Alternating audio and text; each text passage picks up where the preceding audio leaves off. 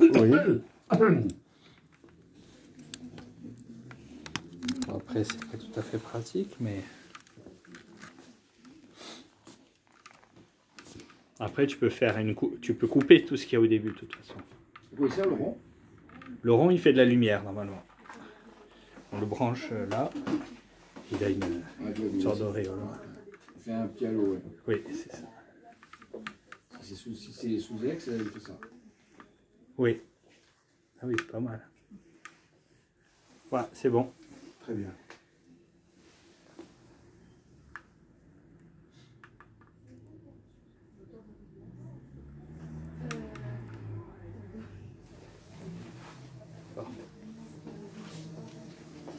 Bien. Alors, en fait, ce soir, c'est l'histoire d'un cahier. Un cahier que j'ai acheté ici. Je pense que ses frères et sœurs sont exposés quelque part. N'est-ce pas? Tu en as encore des cahiers comme ça, je pense? Oui. C'est ici. cahier d'une marque bien connue. Cahier de dessin. Et j'avais acquis ce cahier de dessin ici pour l'envoyer là-bas, au Mato Grosso, parce que j'avais encouragé mes partenaires sur place à faire des dessins aux élèves donc amérindiens, qui s'étaient Ni et Nawene Nawe. J'en ai envoyé plusieurs de cahiers, hein. Mais donc j'avais pris ce cahier ici au mois de janvier.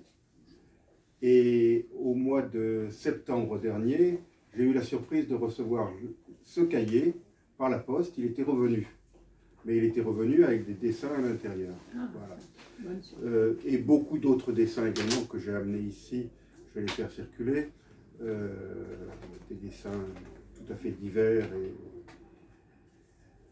Et en recevant ce cahier au mois de septembre dernier, bon, le jour où je l'ai reçu, je suis venu voir Christophe et Olivier pour leur montrer ce qu'était devenu leur cahier. Et c'est là que Christophe m'a fait une suggestion, je n'y avais pas pensé, il m'a dit, mais pourquoi ne pas faire un livre avec ça? Je me suis dit, oui, pourquoi pas. Alors j'ai réfléchi à la question, et bien sûr, on n'a pas reproduit exactement le cahier, mais on a sélectionné certains dessins de ce cahier, certains dessins qui se trouvent dans ces classeurs, et j'ai fait un texte pour raconter, premièrement, ma relation avec l'Amazonie, l'histoire de ce peuple Enaone Nawe, parce que c'est un peuple qui, je pense, en Europe, en France, en Corse, est pratiquement inconnu. On connaît un petit peu les Yanomami, d'autres ethnies amazoniennes qui sont plus importantes et plus connues. Mais les Anaoene sont encore relativement peu connus. Il faut dire que c'est une petite tribu, puisqu'ils sont à l'heure actuelle environ 1300. Bon, je vous passe ça, faites circuler. Voilà, merci. Et là, à Canada. Oui, ça, tout ça, c'est des dessins. Et il y a une carte sur la couverture de l'un des classeurs pour vous situer l'action. J'ai fait une petite carte que l'on retrouve dans le livre, d'ailleurs, où j'ai indiqué l'endroit où se trouve le village. Alors, j'ai toujours une petite réticence à dire Amazonie, parce que, s'il y avait des Brésiliens ici ce soir, ils me contrediraient et me diraient que le Mato Grosso ne fait pas partie de l'Amazonie. Administrativement parlant, ça ne fait pas partie de l'Amazonie. C'est la grande forêt, c'est la même grande forêt qui s'étend sur toute cette partie, sur presque la moitié du Brésil, mais le Brésil est divisé, c'est comme aux États-Unis, hein, c'est un système fédéral avec une capitale fédérale qui s'appelle Brasilia, un district fédéral, et tous ces États, j'ai oublié le nombre exact des États, mais il y en a plus d'une vingtaine, ils sont regroupés en régions. Et au Brésil, il y a 4 régions. Il y a le sud, il y a le nord-est, il y a le, je crois que c'est le centre, et la région Amazonas, donc Amazonie, qui est elle-même divisée en plusieurs États. Mais le Mato Grosso ne fait pas partie de cette région Amazonas. Le Mato Grosso, je crois, fait partie de la région centre. Au début, j'avais pensé intituler le livre de la Corse à l'Amazonie. Et puis je me suis dit non, je vais me faire. Les puristes vont me dire que je ne peux pas dire ça. Donc j'ai changé et j'ai mis Mato Grosso. Mais je trouve que le nom Mato Grosso en tant que tel est intéressant, puisque ça signifie non pas la grande forêt, mais la grande brousse, ou quelque chose comme ça. Hein. C'est un mato, c'est pas vraiment la forêt en portugais. Donc c'est pour ça que j'ai appelé ce livre de la Corse au Mato Grosso. Alors maintenant je vais expliquer un petit peu comment c'est venu. Alors bon, d'abord le livre, il est composé donc de dessins, les dessins qui me paraissaient les plus intéressants, dont un portrait de Neymar à la fin du livre, que j'ai mis en vis-à-vis avec un petit joueur de football, Enawe Nenawe, pour montrer un peu le contraste entre les deux. Et donc il y a ce texte que j'ai écrit, que j'ai rédigé, et qui, en troisième partie, puisque j'ai dit que d'abord je présentais ma relation avec l'Amazonie, ensuite je racontais l'histoire du peuple Enawe Nenawe. Alors, enfin, en troisième partie, je parle de l'histoire du petit projet. Parce que depuis un an, je me suis retrouvé entraîné dans un petit projet que j'ai initié. Donc, je me suis entraîné moi-même. Mais au départ, ce n'était pas prévu comme ça. Ce qui s'est passé au mois d'octobre de l'année dernière, donc 2021, j'ai fait une émission de radio, parce que je fais une émission de radio chaque semaine à Radio Salve Regina, et je cherche chaque semaine, je me creuse la tête pour trouver un sujet différent, pour pas toujours raconter la même chose. Bon, j'ai souvent parlé du Rwanda ou de l'Afrique, donc je cherche parfois à diversifier un peu et à parler d'autre chose. Donc je me suis dit, surtout que dans des émissions précédentes, j'avais milité, je m'étais fait l'avocat de Raoni. Vous avez entendu parler de Raoni? Oui. Oui. Ce grand chef, ce grand cacique amérindien, Avec le plateau labial. qui a un plateau labial, il est connu pour son plateau labial, et qui est un petit peu le porte-parole de tous les peuples premiers, de tous les peuples autochtones du monde, pas seulement du Brésil. Et j'ai, à plusieurs reprises, sur les ondes de Radio Salve Regina, j'ai proposé que Raoni reçoive le prix Nobel de la paix. Bien souvent, je me suis indigné de l'attribution de prix Nobel de la paix qui me semblait injustifiée.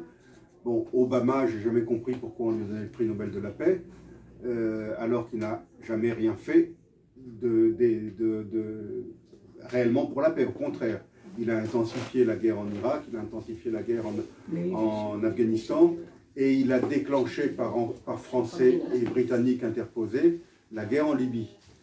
Et surtout que quand on lui a donné le prix Nobel de la paix, il venait d'être élu président des États-Unis. Oui, donc il n'avait strictement rien fait. Oui. Mais c'est la fin de son premier mandat et l'intégralité de son second mandat n'ont rien apporté vraiment pour la paix. Donc je suis toujours indigné quant à ce prix Nobel. Tu l'as déjà pas fait. Mais on pourrait en citer beaucoup d'autres de prix Nobel de la paix que je trouve parfois injustifiés. Par exemple, le Premier ministre éthiopien, il y a 2 ou 3 ans, a reçu le prix Nobel de la paix. Aussitôt reçu le prix Nobel de la paix, il a lancé une guerre contre la province du Tigré en Éthiopie. C'est une guerre dont on a très peu parlé en France. C'est une guerre qui a fait des dizaines de milliers de morts, des centaines de milliers de réfugiés et de déplacés. Et c'est toujours pas réglé. Bon, tous les torts n'étaient pas du côté du gouvernement éthiopien, loin de là. Les rebelles avaient également beaucoup de torts. Mais je n'ai jamais compris pourquoi on a donné un prix Nobel de la paix à ce monsieur Abiy Ahmed, le Premier ministre éthiopien. Donc je me suis dit, Raoni, ça serait bien. Malheureusement, il n'en a jamais été question, je suis le seul à en avoir parlé, je crois. Et aujourd'hui, il est plus que nonagénaire. Je doute fort qu'il ne reçoive jamais le prix Nobel de la paix. Parce qu'à travers lui, c'était mettre en avant les peuples autochtones, les peuples... Tiens, ça me permet de parler aussi de l'adjectif autochtone. Parce que là-bas au Brésil, venez vous asseoir, monsieur. Asseyez-vous. Tu peux enlever les... au Brésil, ils se définissent comme indigènes. Indigenas. C'est comme ça qu'ils se définissent. Mais en France, j'ai remarqué que le mot indigène est devenu un peu péjoratif, peut-être à cause du passé colonial et tout ça. On a du mal à parler d'indigène. On préfère dire autochtone, alors que c'est exactement le même mot, sauf qu'il y en a un qui est d'origine latine, l'autre est d'origine grecque. Mais c'est la même chose. Alors, c'est vrai que moi, quand je parle français, je parle de peuple autochtone, alors que là-bas, ils se définissent comme peuple indigène. Donc, je pensais qu'un prix Nobel de la paix pour Raoni aurait permis de mettre en avant la cause des peuples autochtones, non seulement au Brésil, mais aussi les Papous, les Pygmées, etc. etc. D'autant plus que le Brésil traversait une période difficile avec le mandat de Jair Bolsonaro, qui, à mon humble avis, n'est toujours pas un grand ami des peuples autochtones, puisque durant son mandat, il a encouragé la déforestation de l'Amazonie, de la grande forêt. Il était proche des lobbies de l'agroalimentaire et ce qu'on appelle au Brésil les fazendeiros, c'est-à-dire les grands propriétaires terriens. Et en plus, il est revenu sur les quelques accords qui avaient été conclus pour délimiter les territoires, entre guillemets, indigènes, c'est-à-dire les territoires réservés aux peuples autochtones. Et donc, ces territoires ont été empiétés par ce dont je viens de parler, les grands éleveurs, les grands agriculteurs, notamment pour le soja. N'oubliez pas que notre bétail, pas ici en Corse, mais le bétail français, il a besoin de manger. Et c'est pour ça que la France importe beaucoup de soja du Brésil pour pouvoir nourrir le bétail français, le bétail européen. Et il y a, 50 ans, le Brésil ne produisait pratiquement pas de soja. Il s'est mis à produire du soja parce qu'il y avait une demande en Europe pour nourrir le bétail. Et c'est comme ça qu'on a contribué, sans le savoir, sans le vouloir, en tout cas les consommateurs européens ne le voulaient certainement pas, mais c'est comme ça qu'on a contribué à la déforestation de l'Amazonie en nourrissant le bétail français et européen. Alors donc, au mois d'octobre de l'année dernière, j'avais réussi à rentrer en contact grâce à Facebook avec un Enawe, et je lui ai proposé de faire l'émission avec moi. Bon, il a fallu que je me remette au portugais, que je n'avais plus parlé depuis 1995, l'année où j'ai quitté le Mozambique, où j'avais appris le portugais, mais que je n'avais plus parlé depuis mon départ de Maputo. Et bon, on a réussi à se mettre d'accord, il a répondu à mes questions, j'ai fait quelques enregistrements avec WhatsApp, et j'ai réussi à monter une émission avec mes questions et ses réponses que j'avais traduites en français. Et puis bon, ce contact en a entraîné d'autres, et peu à peu, le contact s'est développé, les relations se sont développées, et ils m'ont sensibilisé à la situation de l'éducation dans leur village. Parce que, alors, les Enawe ont été contactés ou sont rentrés en contact avec le monde extérieur en 1974. Jusqu'à 1974, c'était un peuple qui n'avait aucun contact avec le monde extérieur. C'est ce qu'on appelle au Brésil, ou pas seulement au Brésil, parce qu'il y en a aussi au Venezuela, au Pérou, en Colombie, c'est ce qu'on appelle un peuple isolé, ou une tribu isolée. Il y en a encore, hein, il y a encore des tribus qui n'ont jamais été contactées, qui n'ont jamais été en contact avec le monde extérieur. Ou alors, contact indirect.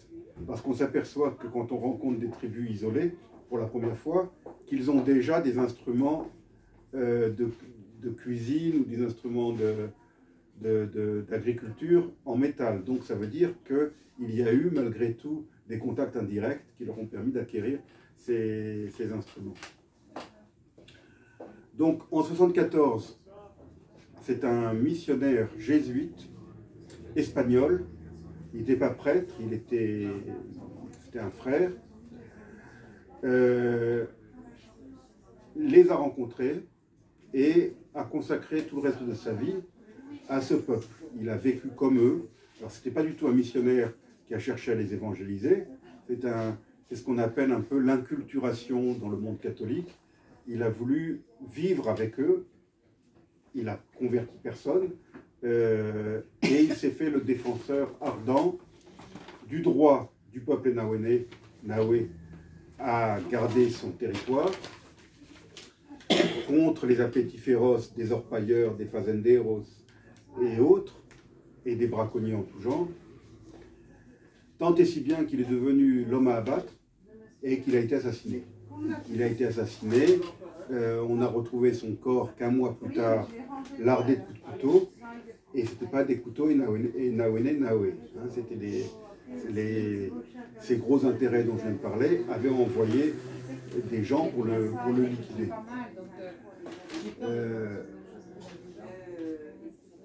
Donc c'est grâce à ce frère jésuite espagnol que les Nahue sont rentrés de plein pied pas dans la civilisation, mais dans les relations avec le monde extérieur. Mais avait-il fait quelque chose pour le faire connaître? Bien sûr, puisqu'il s'est battu auprès des autorités brésiliennes, auprès des autorités de l'État du Mato Grosso et des autorités fédérales pour qu'on protège leur territoire. Alors depuis, lorsque ce frère les a rencontrés, Vicente et Cañas, il s'appelait, ils étaient moins de 100. Aujourd'hui, ils sont 1300.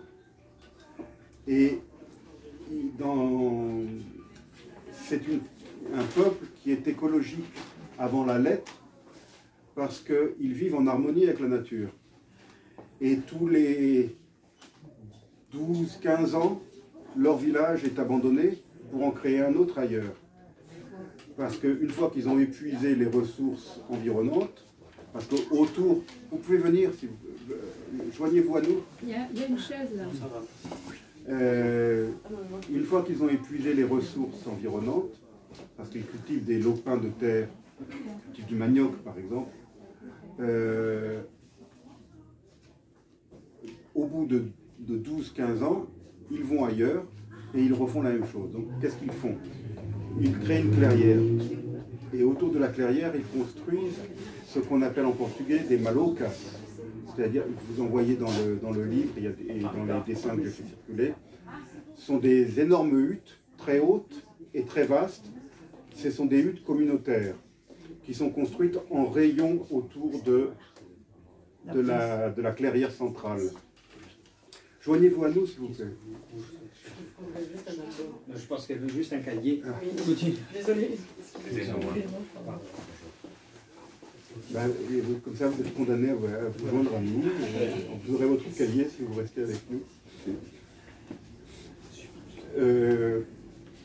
Donc, dans ces malocas, il y a une quarantaine de familles. Dans chaque malocas, il y a une quarantaine de familles. En fait, la tribu est divisée en clans. Et qu'est-ce que c'est qu'un clan? Je n'aurais pas dû poser cette question ici en Corse. Mais qu'est-ce que c'est qu'un clan là-bas? Ce sont tous les descendants d'un aïeul commun. Et donc, ils sont répartis. Chaque clan occupe une maloca. Alors, dans le dernier village qu'ils ont abandonné, c'était en novembre-décembre de l'année dernière. Moi, quand je les ai contactés, ils étaient juste en train de déménager. Et ils se sont établis à une douzaine de kilomètres du village précédent. Et la clairière qu'ils ont aménagée est beaucoup plus vaste que la précédente. Et le nombre de malocas est beaucoup plus important, parce que la démographie étant ce qu'elle est, ils ont été obligés de construire davantage de malocas. Parce que sur ces 1300 personnes, il y a plus de la moitié, ce sont des enfants et des adolescents. C'est une population jeune, même s'ils ont des personnes âgées parmi eux. Alors petit à petit, avec mes relations avec eux, grâce à WhatsApp, parce que WhatsApp a aboli les distances et aboli... J'ai appris beaucoup de choses. J'ai appris beaucoup de choses, notamment sur leur spiritualité. C'est un peuple très spirituel. Ils croient aux esprits. Deux sortes d'esprits, les esprits souterrains et les esprits du ciel. Et les Enawe, ils sont entre les deux. Voilà. Donc, pour pouvoir vivre, pour pouvoir guérir, pour pouvoir survivre, il faut satisfaire les esprits. Et donc, il faut partager avec les esprits. Donc, ils ont des rituels très élaborés. D'après, je crois, on m'a dit que sur le Guinness Book of Records, le peuple Nawe est mentionné parce qu'ils sont catalogués comme étant le peuple qui a le plus long rituel de la planète. Un rituel qui dure 2 ou 3 mois sans interruption, nuit et jour, qui consiste en des danses en cercle sur l'esplanade centrale autour d'un feu de camp, hommes et femmes, pour rendre grâce donc aux esprits. Alors comment vivent les Enawe? C'est un peuple de pêcheurs. Avant d'être chasseurs, ils sont pêcheurs. Et la pêche, c'est le domaine des hommes. Ils partent une fois par an pour un camp de pêche à plusieurs heures de pirogue de leur village. Ils installent un campement provisoire au bord de la rivière. Ils construisent un barrage en bois à travers la rivière, mais un barrage qui n'est pas étanche. Et dans les espaces entre les pieux qu'ils ont plantés, ils insèrent d'énormes nasses qui donc permettent de capturer des poissons. Ensuite, ces poissons sont séchés et fumés au camp de pêche, mis dans des paniers que vous retrouverez sur les dessins que j'ai fait circuler, les dessins qui sont dans le livre. Et au bout de 2 ou 3 mois, ils retournent au village avec leur panier sur le dos, plein de poissons séchés, qui leur permettra de manger jusqu'à la saison de pêche suivante. Mais là aussi, ils savent combien de poissons ils peuvent attraper, parce qu'ils savent que s'ils en attrapent trop, ils vont mécontenter les esprits qui vont les punir. Donc c'est un équilibre de la nature. L'autre ressource naturelle dont ils font un grand usage, c'est le miel sauvage. Ils n'ont pas d'abeilles domestiquées. Ils se contentent de récolter le miel sauvage. Et pareil, ils savent dans quelle quantité ils peuvent prélever le miel sauvage. Pas trop. Pour pas nuire aux abeilles. Pour pas nuire à l'équilibre et pour ne pas mécontenter les esprits. Alors ça, c'est très bien ce que je vous ai dit au point de vue écologique, parce qu'ils ne détruisent pas leur environnement, ils sont respectueux de leur environnement, sans le savoir, parce que pour eux, ils sont respectueux des esprits. Mais en fait, ils sont respectueux de l'environnement. Le côté négatif de cette spiritualité, c'est qu'ils ont une réticence parfois à la médecine moderne. Et quand quelqu'un tombe malade, c'est parce que cette personne a mécontenté d'une manière ou d'une autre tel ou tel esprit. Et que donc il faut faire des rituels pour retrouver la faveur des esprits. Et depuis que je les connais, j'ai appris la mort d'un certain nombre de personnes qui peut-être ne seraient pas mortes si elles avaient été amenées rapidement dans un hôpital ou dans un poste de santé, qui ne sont pas à côté. Hein, mais, enfin, alors, ça c'est une chose que j'ai tenté de faire depuis que je les connais, c'est d'essayer de les convaincre quand ils me disent « Ah, mon frère est malade » ou « Ma mère est malade » ou autre, c'est de les convaincre d'aller à la ville voisine, enfin la ville qui s'appelle Vilena, pour trouver des soins appropriés. Bon, tout en étant respectueux, j'essaie d'être respectueux de leur spiritualité, en même temps, j'essaie de les encourager malgré tout à faire confiance en la médecine moderne. Maintenant, le Brésil, c'est le pays au monde qui a les les plus grandes inégalités sociales entre le plus pauvre des Brésiliens et le plus riche des Brésiliens, l'écart est immense, beaucoup plus que dans des pays comme ici. Et c'est un petit peu le libéralisme sauvage, le Brésil, et que rien n'est gratuit, et que les soins, ça se paye. Il faut, donc c'est facile pour moi de les encourager à aller voir un médecin ou à aller se faire hospitaliser. Malgré tout, il faut payer. Et non permanent, bien sûr. Bah, bon, il y en a qui sont quand même intégrés dans le système économique maintenant. Hein. Donc là, je ne dirais pas que l'argent est absent du village, c'est pas vrai. Surtout qu'il y en a qui ont quitté le village et qui travaillent en ville maintenant. Il y en a qui ont étudié en ville. Alors j'étais en train de vous expliquer tout à l'heure que le gouvernement, que ce soit le gouvernement de l'État du Mato Grosso ou le gouvernement fédéral, n'a jamais tenu ses promesses à leur égard et que depuis 1974, il n'y a jamais eu d'école créée dans ce village. Mais eux-mêmes ont pris conscience du problème, ils ont eux-mêmes créé une école, mais une école de briques et de broc, avec quelques paillotes, parfois le chaume est recouvert d'une bâche en plastique parce qu'il pleut tellement dans cette région que bon, c'est pas très beau naturellement de voir une bâche en plastique sur le chaume, mais c'est comme, et puis il n'y a pas de mur. Hein. Alors il y a certaines ONG, la FUNAI ou autres, qui leur ont donné des tables et des chaises, donc ils ont quelques éléments pour meubler leur salle de classe. Et ceux qui enseignent, ce sont ceux qui ont eu la chance de faire des études secondaires, et ils enseignent à leur cadet, je dirais. Ce ne sont pas des professeurs réellement professionnels formés à Brasilia ou à Rio ou à Sao Paulo. Hein. Ils ont été formés sur le tas, même si là encore il y a des ONG brésiliennes qui ont assuré des formations d'enseignants. Donc cette école dont je parle, c'est eux qui l'ont créée et c'est eux qui l'animent. Mais il manquait de tout. Manque de cahiers, manque de stylos, manque de crayons, manque de tableaux, manque de tout. Manque de mobilier, bien sûr. Mobilier, ils avaient un petit peu quelques tables et chaises qui leur avaient été données par je ne sais pas qui, mais enfin, mais il n'y en a pas assez, bien sûr, il en faut davantage. Alors, concernant les tableaux, je me suis vite rendu compte que les tableaux noirs, ce n'était pas l'idéal, parce qu'il y a une telle humidité là-bas que la craie, ça se transforme en pâte. Donc, c'est moi qui ai introduit là-bas les tableaux blancs.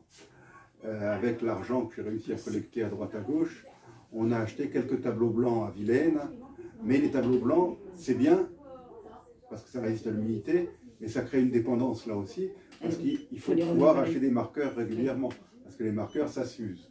Bon, les marqueurs résistent à la pluie, mais ils ont une durée de vie limitée. Et ils coûtent plus cher que la craie. Donc, bon. Enfin. Alors, ce que j'ai fait aussi, on a acheté des caisses en plastique. Vous savez, ces grandes caisses transparentes, là, qui servent ici pour mettre le linge, je ne sais pas pourquoi, qui sont étanches. Et bien là-bas, il y en a aussi dans les magasins à Vilaine. Donc, je leur ai dit d'acheter des caisses en plastique étanches. Pourquoi? Pour pouvoir garder les cahiers, les livres, la craie, si on utilise encore de la craie, et le papier, pour mettre ça à l'abri. Donc, on a acheté un certain nombre de caisses en plastique.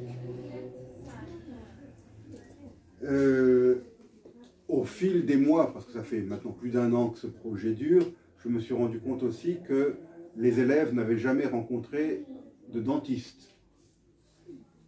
Et que beaucoup déjà avaient des dents manquantes ou une dentition dans un état lamentable. Alors la première chose que j'ai fait, c'est, avec l'argent récolté, d'acheter du dentifrice et des brosses à dents qui ont été distribuées à tous les élèves. Mais parallèlement, j'ai insisté, et c'est moi-même qui l'ai préparé ici, j'ai préparé un cours d'hygiène dentaire, parce que, bon, la brosse à dents, il faut la mettre à l'abri, il faut que ça soit à usage personnel uniquement, Et puis aussi les dents, il faut se débarrasser de certaines mauvaises habitudes pour essayer de les conserver, n'est-ce pas? Donc j'ai fait un peu de propagande contre certaines boissons gazeuses que je ne nommerai pas ici, ou contre les bonbons ou autres, quoi. Donc en même temps qu'on leur distribuait les brosses à dents et les tubes dentifrice, les enseignants leur ont donné ce cours en portugais, enfin en portugais non, parce que moi j'ai préparé la leçon en portugais, mais elle a été traduite en langue locale. Je m'aperçois que j'ai oublié de vous parler de la langue locale. La langue, ils ont leur propre langue, la langue Enaonenawe, qui est une branche ou un dialecte de la grande famille des langues arawak. Je ne sais pas si ça vous dit quelque chose, mais c'est une grande famille, les langues arawak. Elles sont parlées pratiquement sur la moitié nord de l'Amérique du Sud. Dans tout le bassin amazonien, on parle des langues arawak. Même en Guyane française, il y a des langues arawak. Et autrefois, ça s'étendait même aux Caraïbes. Parce que Caraïbes, c'est quoi Caraïbes? Vous allez me dire, ce sont des îles. Mais avant d'être des îles, c'était un peuple, les Caraïbes, qui a été exterminé après je suppose que quand M. Christophe Colomb est arrivé dans cette région-là, il a rencontré des Caraïbes.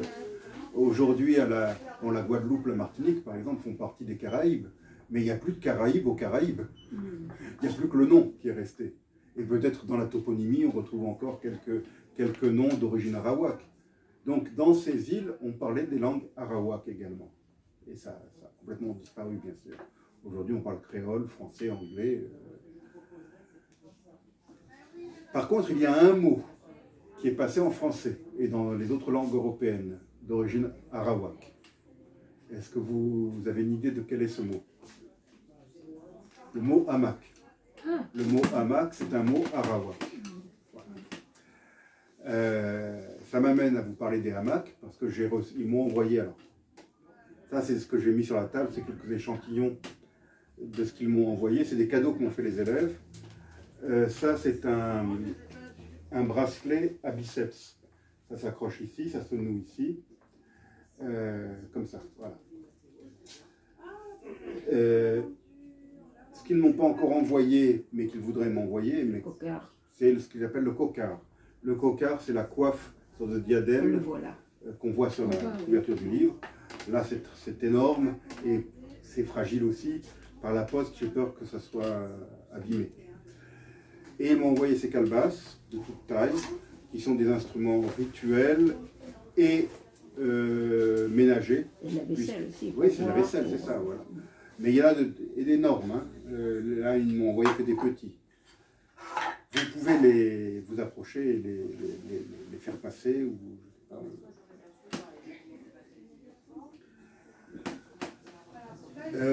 oui, les hamacs. Ils m'ont envoyé des hamacs aussi. Je suis maintenant l'heureux propriétaire de 2 hamacs qui ont beaucoup servi l'été dernier sur la terrasse. Ils sont formidables. Ce sont des... Alors en portugais, comme en Corse d'ailleurs, ça s'appelle arede. C'est le filet.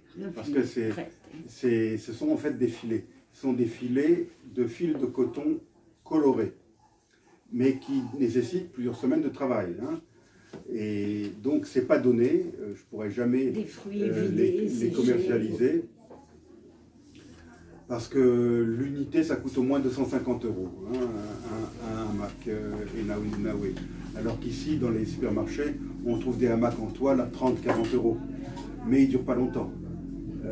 Tandis que les hamacs Enaonenawe, ils m'ont dit que ça dure au moins 15 ans avant de devoir changer de...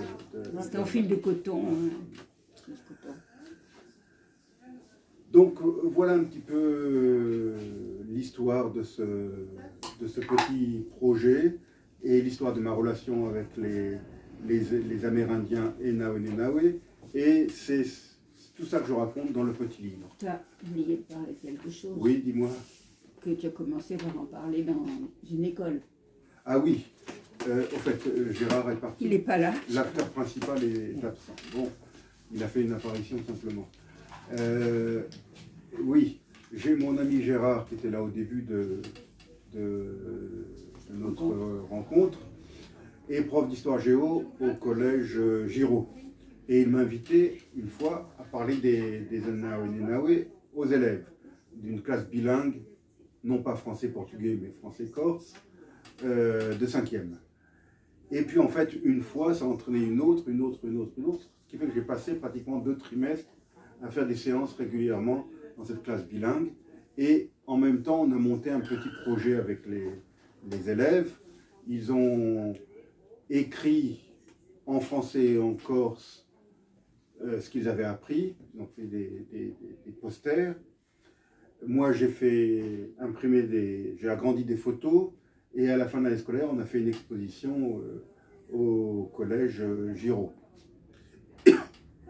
Et on a réussi à établir des relations entre l'école là-bas et l'école ici. Heureusement, dans la classe, il y avait quelques élèves d'origine portugaise, ce qui fait qu'ils ont pu s'adresser en portugais à leurs congénères de là-bas. Donc ça, c'est la touche locale. C'est d'ailleurs pour ça que j'ai mis de la Corse au Mato Grosso, un petit peu. Je raconte tout ça aussi dans le... Oui, puisque le livre n'est venu qu'après. Voilà. C'est le livre, c'est la dernière étape. Libraire. Je crois que j'ai fait le tour de la question et je ne voudrais pas... Je préfère passer un peu de temps maintenant pour répondre aux questions éventuelles. Oui, sur cette table, il y a d'autres livres, parce que ce livre-là, c'est mon 10e ou 11e livre. Je ne sais plus exactement combien. Donc on a mis quelques-uns de mes livres précédents sur la table. Mais c'est le premier dans lequel je parle de l'Amérique, hein, puisque ce n'était pas ma zone... comment dirais-je, j'ai passé une grande partie de ma vie professionnelle en Asie et en Afrique. Et là, c'est la première fois que je suis amené à écrire sur l'Amérique latine. Alors, peut-être que je suis quand même obligé de terminer en faisant un aveu, c'est que j'ai jamais mis les pieds au Brésil, encore. Alors, naturellement, mon rêve, ce serait de pouvoir enfin y aller et passer quelque temps dans ce village pour les rencontrer. Donc, j'aime pas, enfin, jusqu'à présent, je ne l'avais jamais fait d'écrire sur quelque chose que je n'avais pas vécu. Mais j'ai l'impression de l'avoir vécu, puisque grâce à WhatsApp, grâce aux relations que j'ai, qui ont été assez épuisantes, parce qu'avec le décalage horaire, les échanges que j'ai avec eux, c'est souvent au milieu de la nuit. Hein. Écoutez, moi, il me semble, à vous écouter... Que j'y suis allé. Ah bah oui, ça m'étonne. Presque tous les jours, ils avaient des échanges. Ça ne m'a pas effleuré une seconde. Par honnêteté, j'ai préféré faire cet aveu, parce que non, je n'y suis pas encore allé, mais je rêve d'y aller. Alors l'été, on a 6 heures de décalage horaire avec le Mato Grosso. Là, actuellement, c'est mieux, il n'y a plus que 5 heures. Mais enfin, c'est parfois compliqué. Hein. Il m'arrive le matin... Mais ils appellent souvent. Hein. Ah, je suis tout le temps. Ils ne passent pas une journée... Donc c'est gratuit ce WhatsApp, ils ne dépensent pas. C'est gratuit, WhatsApp est gratuit. C'est l'avantage de WhatsApp. Donc ils m'envoient des vidéos, ils m'envoient tout un tas de photos. Oui. Voilà. Non, mais c'est touchant cette histoire. Hein. C'est passionnant, parce que, comme je vous le dis, on n'a pas imaginé une seconde. J'aurais pu prétendre, mais je ne l'ai pas fait. Non, mais c'est très... Oui. Tout à fait Au Mozambique, vous y êtes resté longtemps? J'y suis resté 1 an et demi seulement. D'accord. C'est un de mes plus brefs séjours. Je travaillais à l'époque pour le Programme alimentaire mondial des Nations Unies. Et j'étais auparavant au Malawi, qui est le pays voisin, qui est un pays anglophone, où là j'étais à l'aise parce que je parle relativement bien anglais. Et un jour, le PAM a décidé de m'envoyer à Maputo, au Mozambique, pour diriger un département du PAM, pour m'occuper de la démobilisation.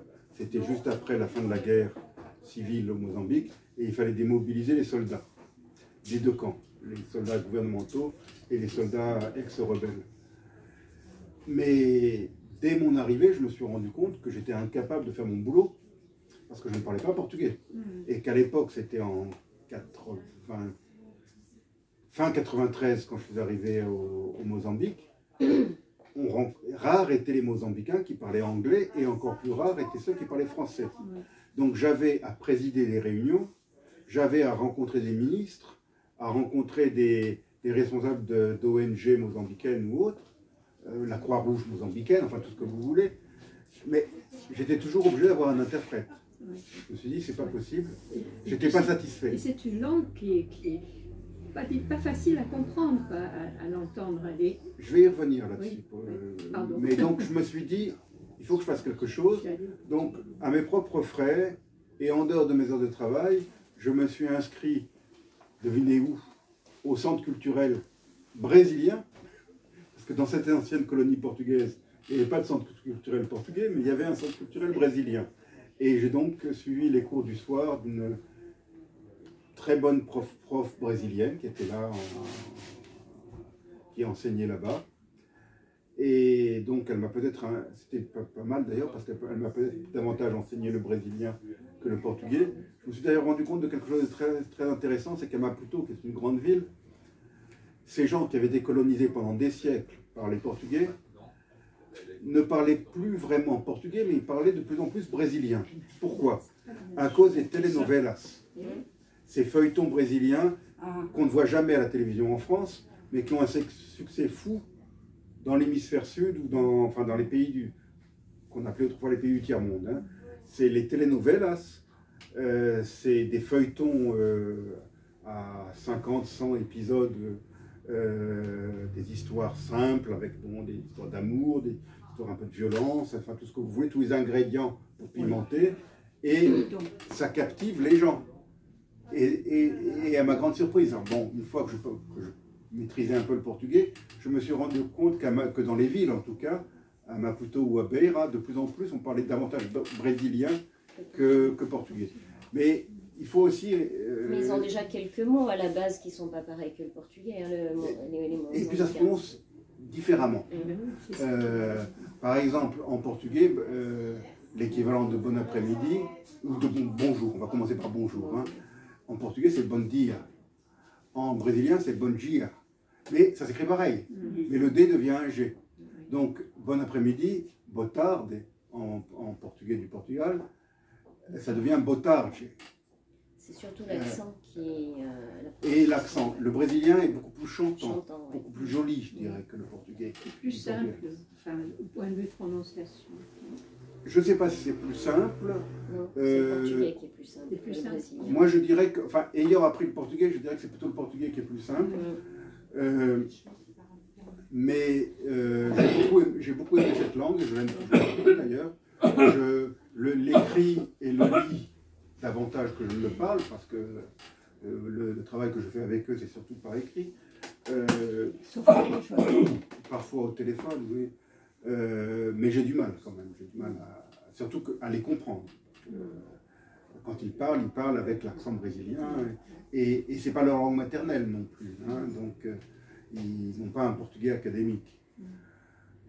Alors, pour répondre à votre question au sujet de la difficulté du portugais, j'ai pas fait beaucoup d'espagnol, mais je trouve le portugais plus facile que l'espagnol. Oui. Parce que l'espagnol est un peu guttural. Oui. Il y a une phonétique. Oui. Il y a beaucoup de diphtongues aussi. Oui, et il y a une phonétique qui est complètement différente de la phonétique des autres langues latines. Ce re, là, n'existe pas dans les autres langues latines. C'est spécifique à l'espagnol. Parce que le portugais et l'espagnol sont assez proches. Oui. Mais ça se prononce complètement par écrit. Oui. Mais ça se prononce complètement différemment. Oui. Et ça, je me suis rendu compte parce que les organismes internationaux pour lesquels j'ai travaillé et les ONG, quand j'étais au Mozambique, avaient tendance à envoyer du personnel qui parlait espagnol, se disant, bon, portugais et espagnol, c'est la même chose, ils vont se débrouiller. Alors, et ces gens-là que j'ai vus arriver, je me suis rendu compte qu'ils croyaient qu'on les comprenait, alors qu'en fait, on ne les comprenait pas, mais on n'osait pas leur dire qu'on ne les comprenait pas. C'est un peu comme, je dirais, l'italien et le corse, peut-être. Enfin, on pense que parce qu'on parle italien, on peut se faire comprendre facilement en corse. Ce n'est pas toujours le cas. Et puis alors, autre chose que j'ai remarqué, c'est qu'il y a des similarités entre le corse et le portugais. Des similarités phonétiques. Les finales en ou. D'abord, il y a beaucoup de ou, et les finales des mots sont presque tous en ou, comme en corse. Hein. Même l'article le, c'est ou. Ça s'écrit pas pareil, parce que le ou portugais s'écrit o. Hein. Mais ça se prononce ou. Mais il y a beaucoup de nasal aussi. Il y a d'autres similitudes aussi, mais enfin c'est un autre Oui, sujet. oui, mais c'est un autre sujet, bien sûr. Mais bon, c'est une langue latine, donc il y a des similitudes, bien sûr. Voilà. Bon, Voilà, attendez tout pas à ça faire. c'est passionnant. Voilà. Est-ce que vous avez des questions? Alors, moi, je voulais juste savoir la date de parution du livre, s'il vous plaît. La semaine dernière. La semaine dernière. Vous avez une date en particulier? Attendez. C'était mercredi, recherchez sur votre agenda, c'était mercredi la semaine dernière D'accord. qu'il est sorti. Vous travaillez pour un média? Non, pas du tout. Non, en fait, j'ai repris mes études pour être professeur de portugais. Et Ah bon? Oui. Ah, Et je m'intéressez. suis sur l'université de Montpellier. Je suis en master et on me demande de faire un article. Enfin, on me demande de faire 2 articles sur ce que je veux. Mais il faut que ça soit un fait culturel. Et donc, je vous ai trouvé sur Alma. Et ça me tombait très très bien parce que ça avait rapport avec le Brésil. Alors, moi, je fais des études soit de portugais et portugais du Brésil.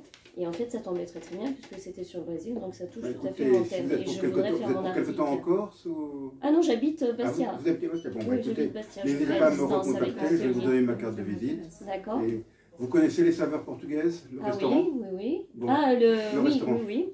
Elisabeth. Mhm. Parce que là, je suis un client régulier chez Elisabeth. D'accord. J'en fais une petite publicité gratuite, les saveurs portugaises. C'est un restaurant, un bar-restaurant portugais au milieu de Montezot, qui ne paye pas de mine, mais le dimanche, elle fait une morue Ah, d'accord. portugaise excellente. Et l'essentiel de sa clientèle est portugaise, ce qui est bon signe. oui. Ça prouve que c'est pas un truc pour touristes, c'est vraiment Le elle lieu de cuisine. rassemblement. Voilà, elle cuisine pour les Portugais, quoi. Le reste de la semaine, elle fait des choses plus simples, des acras, des beignets de poisson, des choses comme ça, des morues ou autres. Mais, donc elle m'a un peu aidé parfois où j'avais des problèmes de compréhension. Elle m'a un petit peu aidé de temps en temps. Et tu as eu des échanges régulièrement encore, enfin, même en ce moment, tu as des échanges avec eux toujours? Bah, ils savent que je suis ici en ce moment. Ouais. Et qu'on va parler d'eux. Et que je vais parler de... Oui, Dans ton livre, tu parles de tu fais allusion à ce missionnaire qui a essayé de... alors, j'en ai parlé au début. J'en ai parlé au Oui, début.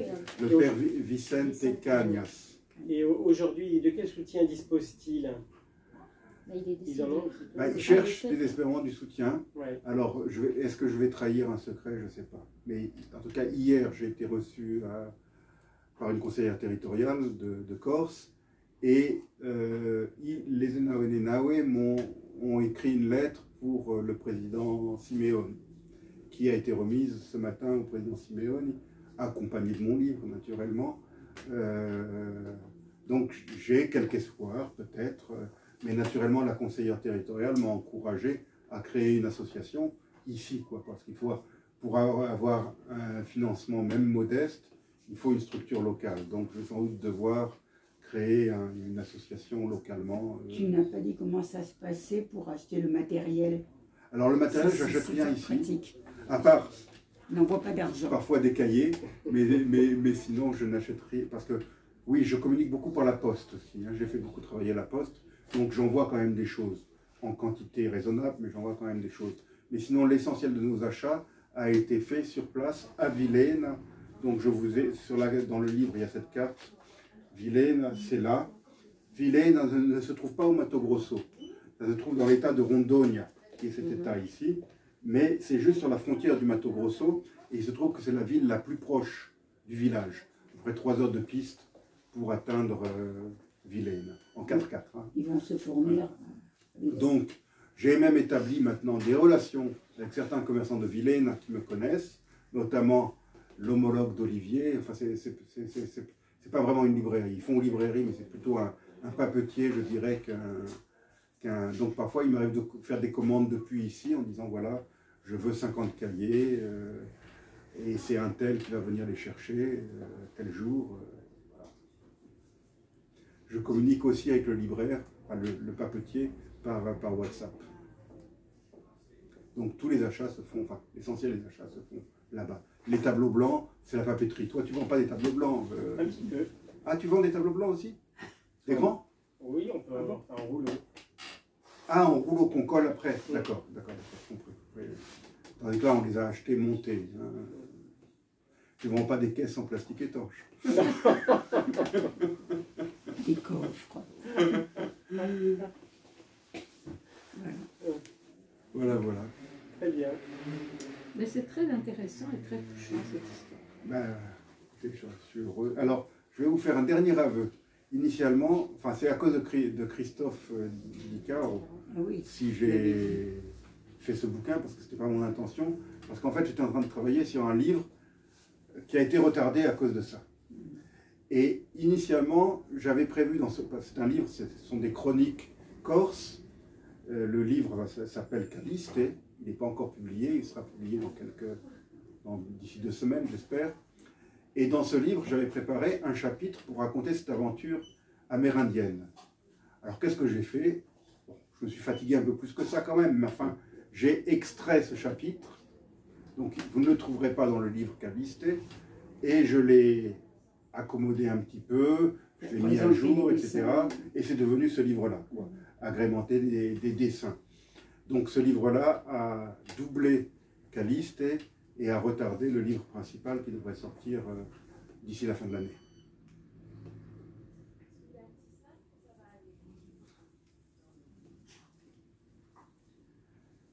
Si vous voulez un hamac, vous pouvez vous adresser à moi pour commander un hamac. Ils sont très confortables.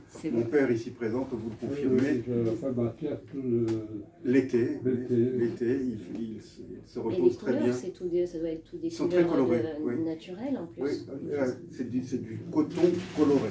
Oui. Coton Mais de Parce que je vais vous dire une chose, c'est que c'est eux-mêmes qui doivent faire leur couleur. Oui, voilà. Oui. Les Enawe sont réputés mondialement pour leur maîtrise de la couleur. Ça, j'avais fait un truc. Alors, j'ai oublié le mot, il y a un mot technique que j'ai oublié, pour colorer les plumes d'oiseaux. Parce qu'il ne faut pas croire que c'est une couleur naturelle. On pourrait penser que ce sont des plumes. Certaines peut-être, mais ils sont spécialistes et renommés mondialement pour leur... Et c'est un secret, ils n'ont pas divulgué la recette, leur technique de la coloration des plumes. Voilà. C'est pour ça qu'ils ont ces magnifiques cocards sur la tête. C'est grâce à cette technique qu'ils maîtrisent parfaitement. Donc je suppose qu'ils ont appliqué cette technique aussi pour teindre les fils de coton.